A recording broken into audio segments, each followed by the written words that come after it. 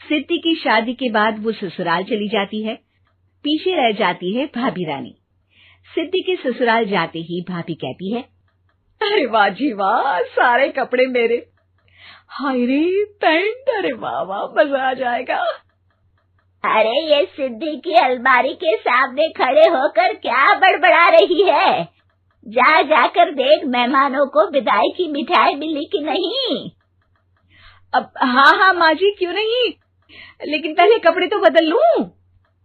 अब रानी आ जाती है सिद्धि के उन कपड़ों में जो वो ससुराल जाने से पहले घर छोड़ जाती है। अरे रानी, कुछ दिन रुक जाती।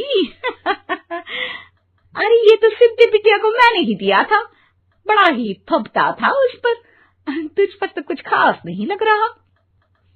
अब वो ना मेरे सारे कपड़े गीले थे तो सोचा पहन लूं। वैसे भी सिद्धि को कौन सा दिन पुराने आउटडेटेड कपड़ों को पहनना है। वैसे भी ये सूट तो मैंने तभी पहना था, वैसे खास है भी नहीं ये।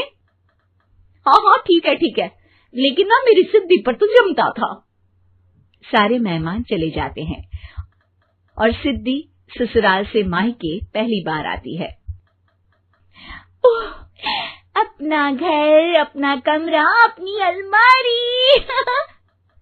ये बोलकर जैसे ही सिद्धि अलमारी खोलती है तो सामने उसके कपड़ों की जगह कुछ और ही रखा होता है। माँ, ओ माँ, जरा कमरे में तो आना। सास और रानी वहां पहुंच जाते हैं। रानी ने पहनी होती है सिद्धि की जींस और टी शर्ट। अरे भाभी, ये क्या? ये तो मेरी बड़ी ही महंगी टी शर्ट है, इसे आपने घर में क्यों पहनी है? अरे बहुत मिलती है दीदी ये चौक की मार्केट में, 150 में। ओ भाभी प्लीज, ये एरोपोस्टल है, 2000 की एक टी शर्ट। ओह, 2000 में तो दीदी 4 साड़ी आ जाए। अब क्या बोलूं? भाभी, ये मेरी अलमारी में छोटू के कपड़े, तो मेरे कपड़े कहाँ हैं? मेरी अलमारी में? अब दीदी आपको कौन से पुराने कपड़े पहनने थे? माना भाभी, लेकिन मैं जब घर आती तो यही सब पहनती ना। अरे तुम तो बड़ी कंजूस हो दीदी। खैर, वक्त आता है जब सिद्धि ससुराल के लिए रवाना हो रही होती है। अरे रानी, अंदर से सिद्धि का गिफ्ट ले आ, लड़की पहली बार ससुराल से मायके आई है। रानी अंदर जाती है और एक सिंपल सी साड़ी लेकर बाहर आ जाती है। ये लीजिए माँ जी। सास बेटी को गिफ्ट देकर ससुराल भेजती है।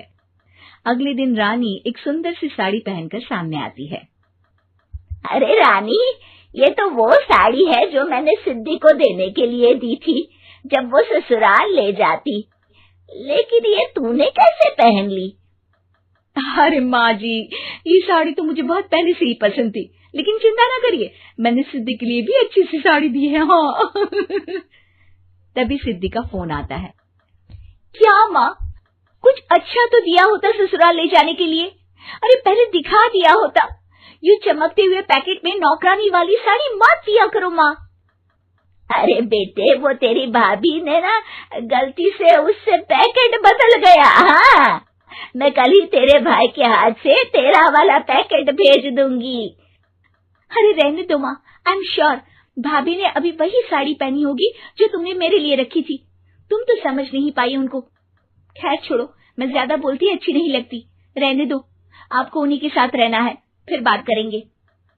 सास को रानी पर गुस्सा आ जाता है। वो उसके कमरे में जाती है जहाँ वो शादी का एल्बम देख रही होती है। रानी, मार्केट जाकर एक ऐसी ही साड़ी लेकर आ, कल प्रतीक जाकर सिद्धि के घर दे आएगा। अरे क्यों माँ जी, कितनी साड़ी देनी है दीदी को? यहाँ कोई सेल लगी है क्या? अरे चुप कर, मेरे बेटी के हिस्से की साड़ी खुद पहन ली, अब ज्यादा ज्ञान बांट रही है। एक दिन सिद्धि का फोन आता है। माँ, मेरी सास ने आप सबको खाने पर बुलाया है। सारे लोग सिद्धि के ससुराल पहुँचते हैं। खाना खाकर वो लोग निकल रहे होते हैं कि सिद्धि की सास सभी को गिफ्ट देती है। अरे बहन जी, बेटी के घर का खाना खा लिया, यही बहुत है जो आप ऊपर से गिफ्ट भी दे रही है। अरे बहन जी, आप भी कहाँ इन बातों पर विश्वास कर रही हैं। सास सभी को गिफ्ट देती है, लेकिन रानी को जो साड़ी देती है वो अजीब सी हरे रंग की लाल रंग के बड़ी छाप वाली होती है। अरे छी, ये कौन पहनेगा? सासू माँ को तो जरी वाली इतनी सुंदर और मेरे लिए ये नौकरानी वाली। अरे भाभी, दरअसल मैं जब भी घर आती थी आप वापसी में ऐसी ही साड़ी देती थी ना, तो माँ ने सोचा कि आपको आपकी पसंद की ही साड़ी क्यों ना दी जाए। बेचारी रानी, बोलती भी तो क्या। सिद्धि और सास रानी का चेहरा देखकर हंसने लगती है, तो रानी समझ जाती है कि अपने ही बिछाए जाल में वो फंस चुकी है।